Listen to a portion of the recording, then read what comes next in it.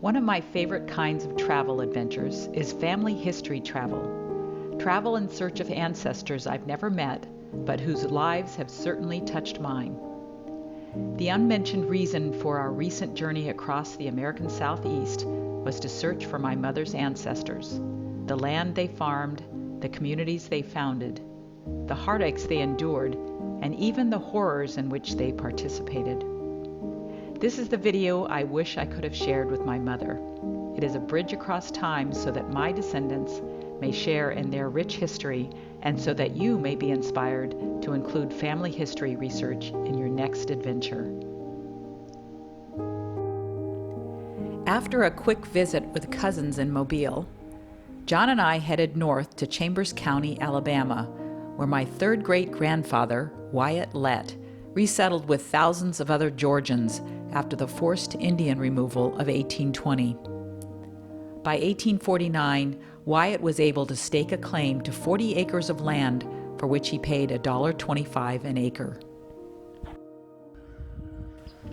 For the next 3 days, we camped at the farm of Joe and Vicki Sanders, who had lived adjacent to land where Wyatt had lived and buried his wife and son. Over that 3 days, I spent hours consuming family history and documents and photographs that their son Jason had acquired through a long friendship with their neighbor, Miss Christine. She was the granddaughter of the sister of my great-grandmother, Nora Lett Johnson.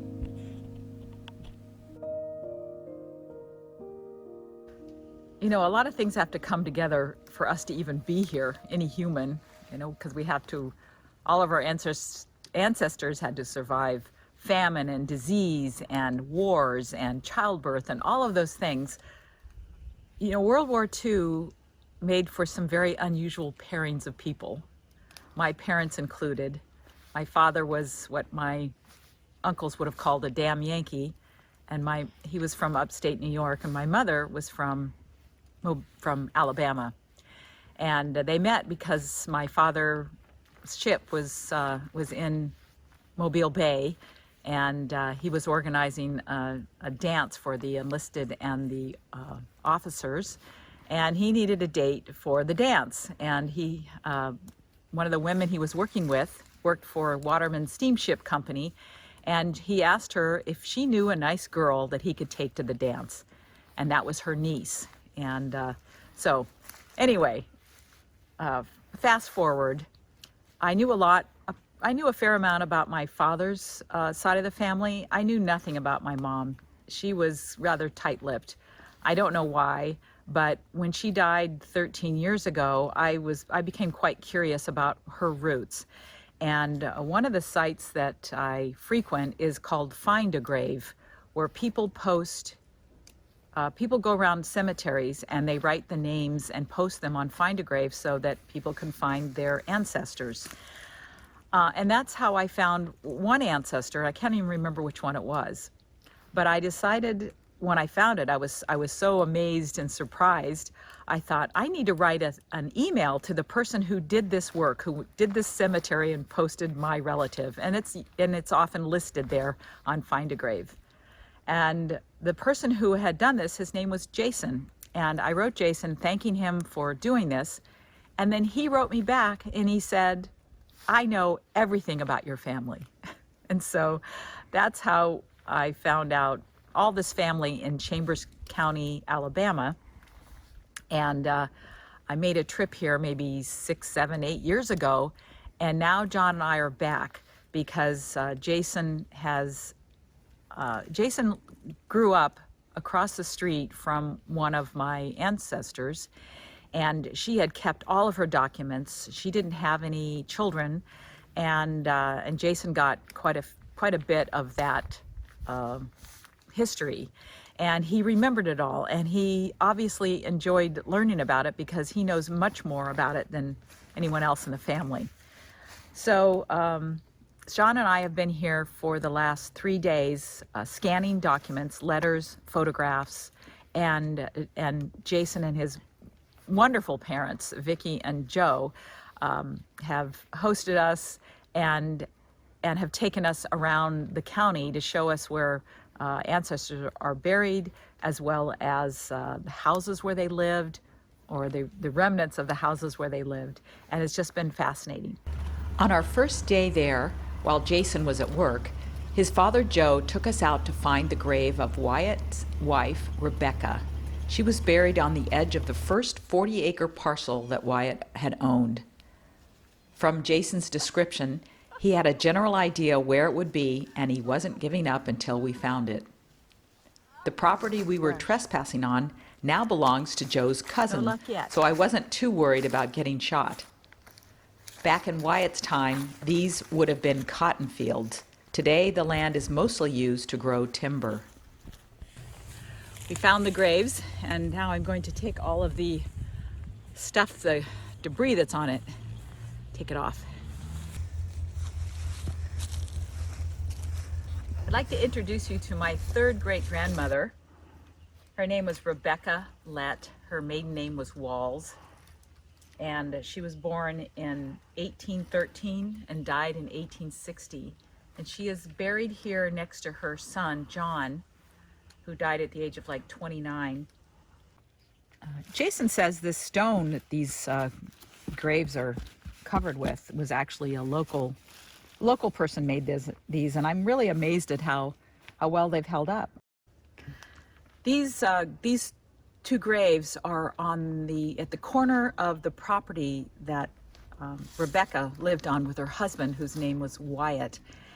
And the interesting thing is that thanks to Jason, I have a photograph of the whole family, and Rebecca was already deceased, but it was tradition in those days to have somebody hold the photograph of the deceased wife on the shoulder of the husband.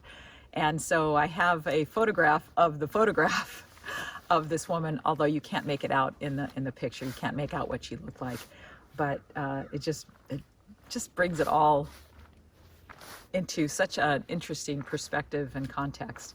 And the property just adjacent to this was purchased by Jason's parents, and the property that these graves are on is actually owned by his cousin. So it's interesting that this area out here is just, the generations have stayed. Am I low enough? Yeah. What's up? You're fine. Keep going. Stay low, stay low, stay low. You're clear now.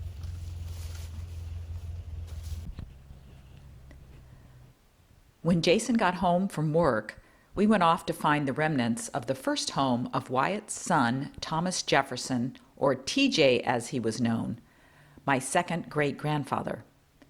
TJ and his wife, Louisa Abernathy Lett, raised 8 children in 2 homes. On an overgrown pathway, we've discovered the remnants of the first home.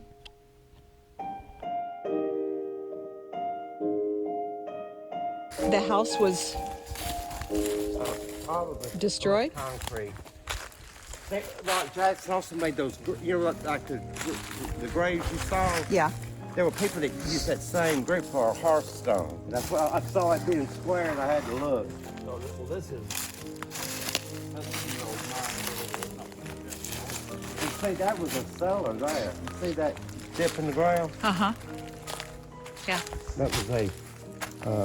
So when do you think this house was no longer occupied? In the 50s. 1950s? Mm-hmm. And these trees have grown inside of it since then? Mm-hmm. Wait, some of these are huge. Yes. It's been 70.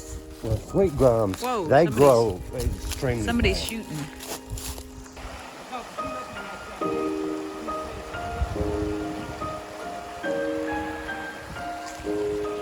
These rocks are amazing.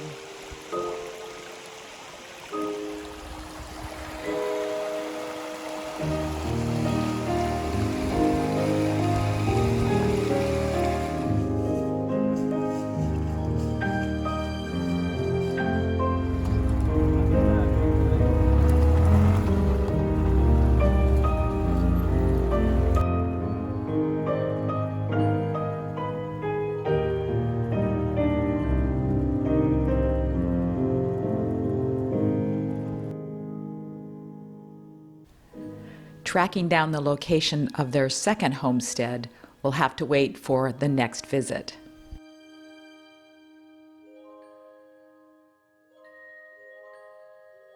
Jason didn't just acquire documents and photographs from Miss Christine, he also shared with me family heirlooms.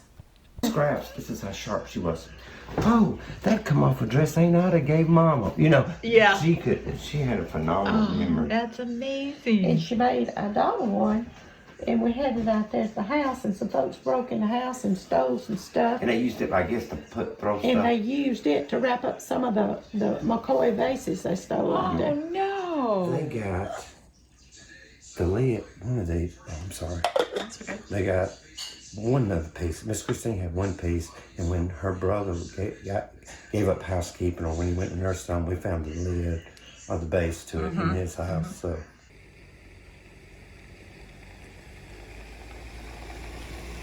As we headed off to return to our travel eastward, we stopped at the Macedonia Primitive Baptist Church, where 5 generations of my relatives are buried.